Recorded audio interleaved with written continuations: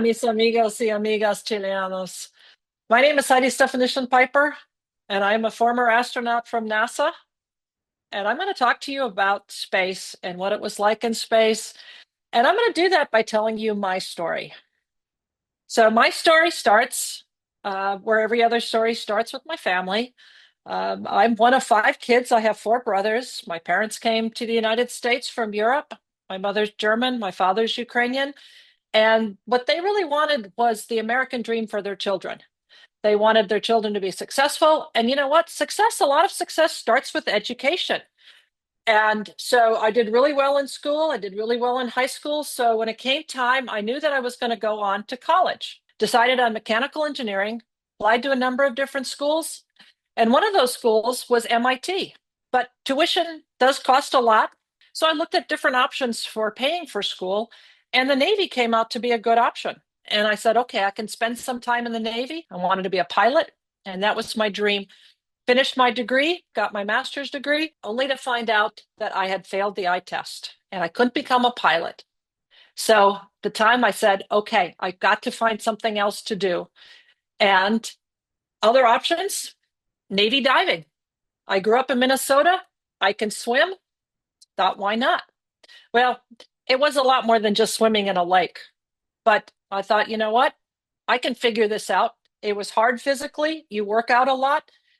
But it's amazing what you could achieve when you're determined to do something. So I finished dive school, went out into the fleet, and I loved what I was doing. I was fixing ships underwater, had the opportunity to do some very, very interesting salvage jobs. And at that time, I learned about the NASA astronaut program. Found out you don't have to be a pilot. I had relative work experience. I was fixing ships underwater. NASA was going to go build a space station in space. So I figured, okay, let's apply. First time around, I got a letter back that said, thank you very much.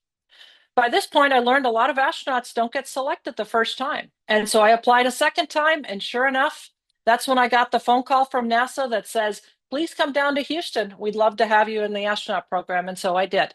So before I get too far ahead, let's get up into space. And so this is the launch of my second flight, STS-126. Vehicle's in good shape, the weather's beautiful, and so on behalf of the entire shuttle launch team, good luck, Godspeed, and have a happy Thanksgiving on orbit. Endeavor's ready to go. Endeavor OTC, close and lock your visors and initiate O2 flow. That is in work.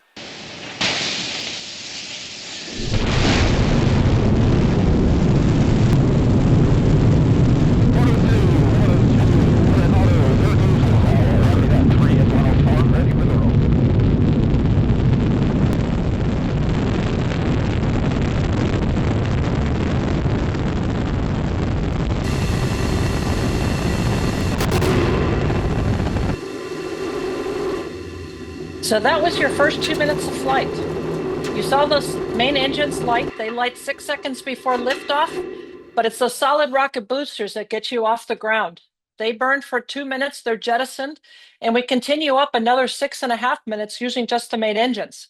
The external tank that provides the fuel for the main engines, once it's expended, we don't need it anymore, so it's jettisoned, and now you're in orbit.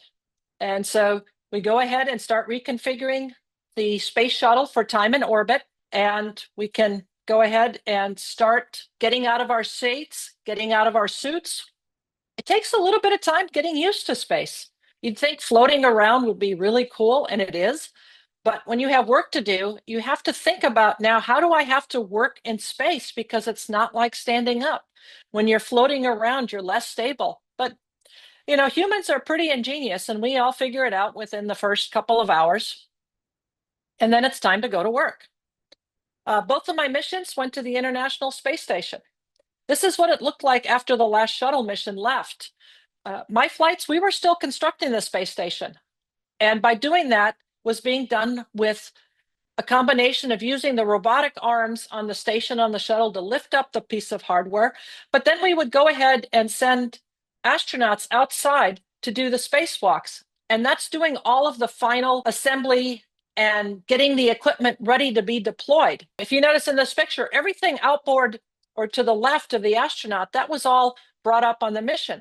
And so doing the light things like hooking up cables, the power cables, data cables, that's just much, much easier to have an astronaut do that rather than to have that all be mechanized. This contraption that we have to swing into place eventually becomes the solar panels, but the equipment has to fit inside the shuttle's payload bay. And so everything is all tight together and everything's very secured. You have a lot of straps and nuts and bolts and plates holding everything together so nothing's damaged during the launch process. And then, like I said, we go outside and we start systematically removing bits and pieces, putting things into location of where it needs to be for the activation and for the time on orbit. So now you're getting to see more of what's going to become a set of solar panels. And that's actually me. That's my helmet camera.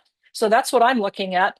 And you know, when you're outside, you just have to take advantage and look over the side and look at the beautiful Earth going by. Now, jumping ahead a little bit, on my second flight, I got to do spacewalks again. But the second mission was very different from the first one. The first one, we were construction. We were building up the outside of the space station. The second mission, we had a lot of supplies in the inside, but we had to do repairs on the outside. And so the repair plan was actually pretty ingenious and pretty straightforward. We had this big ring that had a lot of bearings that we had to remove the bearings. We had to clean up metal debris that was crushed metal and put new bearings and put some grease down. Well, grease doesn't behave very well in space. And so if you notice in the bottom of the page, there's a little toolbox. Well, that's actually my partner's toolbox because there's my toolbox. Yes, I had a failure on orbit of a lost tool bag, and it did cost $100,000, which is a good demonstration of how, when you're working in space, you have a lot of things to keep track of and figure out what you're doing. And you've practiced it, so you're very confident that you know what you have to do. But you go outside and something happens that you didn't anticipate. In my case, it was one of these grease guns was leaking a little bit, and this was not a good thing. So I called the ground. And I started cleaning up the tools. And, you know, all my tools are in a big box. And I'm going through everything inside and everything is all hooked up. And the very last thing I picked up was this tool bag. And I didn't even notice that the string was not attached. I wiped it off a little bit and let it go. And then it started floating away. And so what do you do when your tool bag floats away? For a minute, I thought, should I jump and catch it? No, that would just make the situation worse. And at that point, all I could do was call the ground, tell them what happened. And then I had to tell them, what are we going to do about it? My partner started talking to me saying, hey, you know, we got to figure out a better way of doing this. I'm using way too much grease. So I said, okay, we've got mitts to use. We can clean up. We've got plain wipes, wipe everything up, put a new bearing, put new grease, and button it up. And you know what?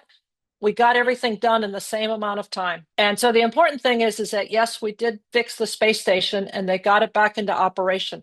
The bad news is there was an extra tool bag that spent 9 months in orbit, but it's no longer there because things don't stay in orbit forever and it decayed. But in space, you know, we do get to have some fun. This is the International Space Station. This is the front of it. And you can see how big that space is. It's a pretty big space rotating around in there. And this is the shuttle's middeck. This is where the shuttle crew, we eat, we sleep, and exercise, very important. You want to stay healthy in space. And we got to have Thanksgiving on orbit. There's our delicious Thanksgiving dinner. And then one of my crewmates did something pretty ingenious. He made a cup that the liquid doesn't float out of. And so he's able to enjoy his tea up in space. And then at the end of the mission, we left our patch on the space station. And there's my fun picture from space. Yes, long hair was not very practical. That was on my first mission. My second mission, my hair was half as long. But you know, the thing that we like to do the most in space is just look out the window, is look back at our beautiful planet and just marvel at how wonderful it is. And looking out at the horizon, because we don't see the Earth as a ball, we're not far enough away. You do see a curvature of the Earth. And you see a blue line that gets thinner and thinner. And that's our atmosphere, and that's what protects us. So it's really important to protect our planet. And then we also get to look down and try to identify where we are. Here's a picture that I found that this was not our mission, but I hope you guys recognize this because, yes, this is Chile from space. You can see the mountains, the Pacific Ocean on the right-hand side, and then on the left it goes towards land and then the Atlantic Ocean.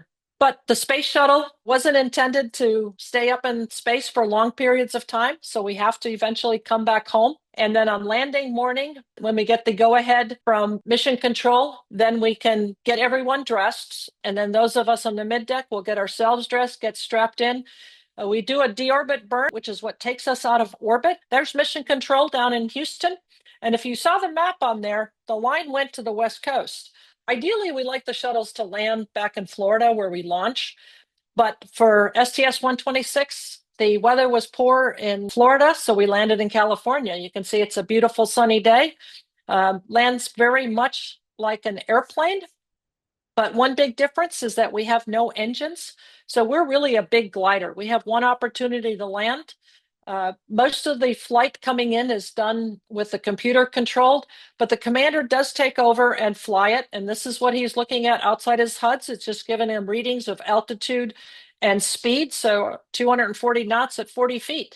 That's much, much faster than a regular airplane because we're a heavier airplane and we have much smaller wings to generate sufficient lift. So we just come in faster to compensate for that. Once we touch down, then we can go ahead and deploy the parachute. It helps us slow down, take some of the load off the brakes so the brakes don't get too hot. And so once we've got down below a certain speed, we can go ahead and jettison the parachute because it's no longer efficient and it prevents it from getting tangled up in the main engines. And so we'll go ahead and roll out to the end of the runway.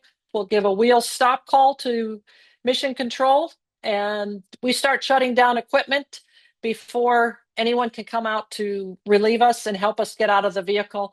And then we get used to gravity again. And I can tell you that the longer you spend in time, the harder it is to get reacclimated. And so folks that spend 6 months in orbit, they have a much, much harder time getting reacclimated to Earth's gravity. But again, human body is pretty amazing and we all adapt. And so that's my story. I hope you enjoyed listening to it. And I challenge you to start thinking about what's your story going to be, because I have no doubt that if you put your mind to it, that you will have incredible careers, whether it's in space or some other industry. But just remember, it all starts with math and science. Thank you.